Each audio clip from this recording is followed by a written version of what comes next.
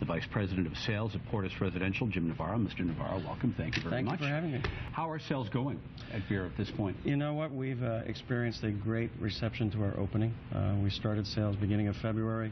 Our first 100 sales our first 100 days yielded us 54 transactions.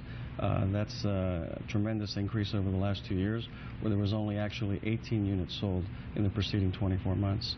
So we've seen a lot of comeback in the market. Who are the buyers? Buyers are generally second home buyers. I hear a lot of the investors coming back to the marketplace. So far, our clients have been second home buyers, typically from California, Arizona, surrounding us. Want to have a second home at the premier location on Las Vegas. It's been a roller coaster for this market. Talk to us a little bit about pricing. When the condos, the high-rise condos were at their height, as I mentioned before, it was $1,000 a square foot. What about now?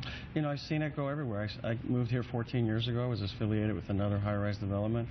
We saw prices go from $300 to $1,000, from $1,000 to $150 a foot. Now we're seeing them at Veer Towers. You're seeing anywhere from $350 to $650 a square foot, which is a tremendous increase. And not only just us, other high-rise developments are also experiencing tremendous sales velocity and an increase in the price per square foot. And I was going to ask you about that. Obviously, you're not the only folks selling stuff on the Strip. I mean, your sense of the bigger condo market here, I mean, from Trump Towers down to the folks over at by Planet Hollywood and that type of thing, a rising tide is lifting apparently all boats, huh? All boats. I mean, we're seeing transactions occur in all high-rise developments. We're seeing, obviously, the better product being sold out. And, you know, you keep hearing about the shortage in the market. There is a shortage in the market. There is no high-rise planned in Las Vegas for the immediate future. So the inventory that you see here now is being, purchased. What about, go ahead. I was just going to say, talk a little bit about this event and what you're expecting. You know, the event is a kind of a great introduction to the product again. You know, it kind of went away. Veer went kind of quiet there for a while. We've come back to the market. The event is June 20th. We've invited the local politicians, yourselves.